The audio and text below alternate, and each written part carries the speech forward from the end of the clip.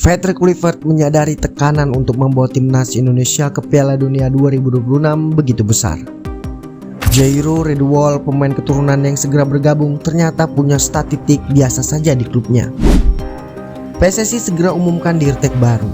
Sintayong tak ingin sistem yang dibangun runtuh. Ini pesan dan harapannya kepada PSSI. Selengkapnya hanya di Region Champion.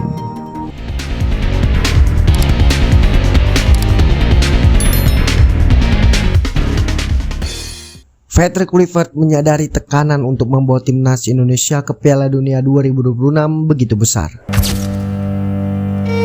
Patrick Kluivert datang ke timnas Indonesia dalam posisi yang menarik. Tim Garuda ini sebelumnya ditukangi oleh Sintayong, pelatih asal Korea Selatan. Selain itu, masuknya Patrick Kluivert juga di tengah perjuangan timnas Indonesia untuk bisa melaju ke putaran final Piala Dunia 2026. Peluang timnas Indonesia untuk lolos dan juga tidak lolos bisa dikatakan sama-sama besarnya. Timnas Indonesia memang tak pernah sedekat ini untuk lolos ke Piala Dunia. Kondisi itu pun dipahami oleh Patrick. Diketahui timnas Indonesia pernah sekali lolos ke Piala Dunia, yaitu pada edisi 1938. Namun saat itu nama negara kita masih Hindia Belanda, karena bumi Nusantara masih di bawah penjajahan Belanda. Patrick pun berujar, ekspektasi tinggi dari masyarakat itu normal, karena Indonesia tidak pernah sedekat ini untuk lolos Piala Dunia.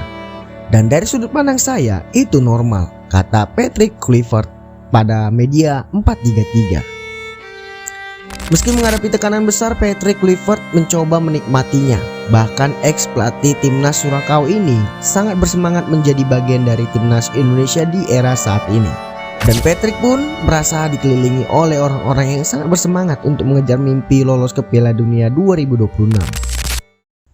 Jairo Redwall, pemain keturunan yang segera bergabung, ternyata punya statistik biasa saja di klubnya.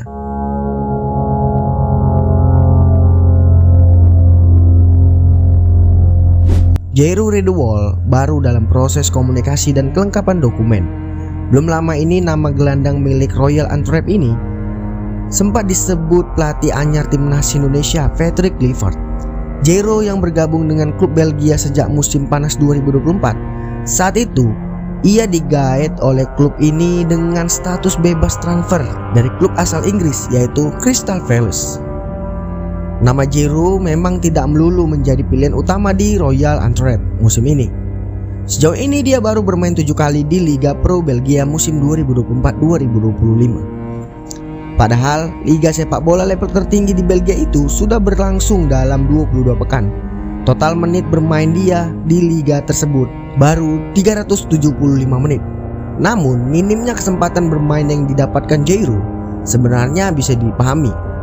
Pemain yang bisa bermain di lini tengah dan belakang ini sempat diganggu cedera hamstring.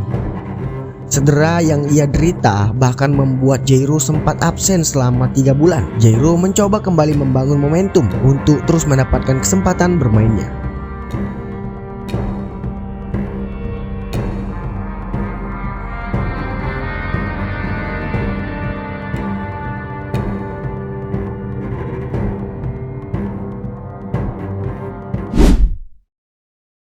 PSSI segera umumkan dirtek baru.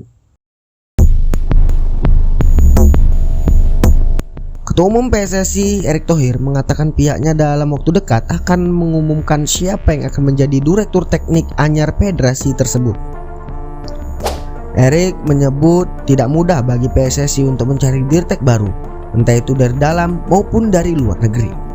Menurutnya PSSI mencari sosok dirtek bukan karena nama besar, sosok yang dihormati dan mengerti bagaimana perencanaan sepak bola Indonesia di masa mendatang. Erick Thohir pun menambahkan beberapa kendala lain yang dihadapi dalam upaya mencari dirtek baru. Apalagi PSSI menginginkan dirtek baru nantinya mau tinggal di Indonesia.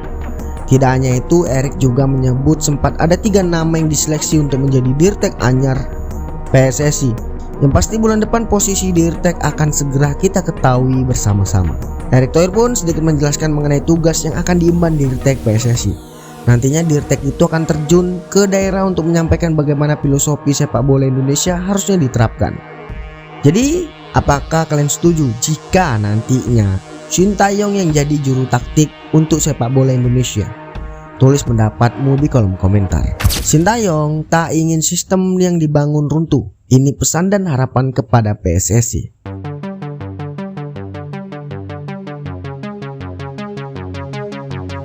Pelatih asal Korea Selatan tersebut memang dipecat secara mendadak oleh PSSI.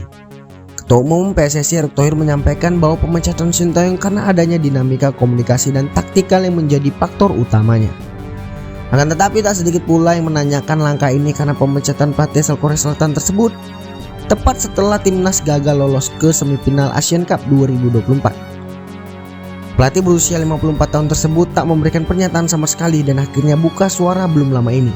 Ia menyampaikan kepada media Korea Selatan bahwa ia baru mengetahui dirinya dipecat pada Senin 6 Januari 2025 pukul 9.40 waktu Indonesia Barat.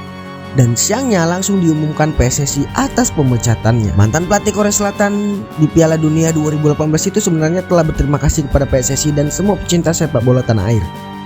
Ia juga telah mengucapkan salam perpisahan melalui media sosialnya pada 11 Januari 2025. Tepat sehari sebelum Patrick diperkenalkan ke publik sebagai pelatih baru timnas Indonesia. Sintayong memang sudah tak lagi menjabat sebagai pelatih timnas Indonesia.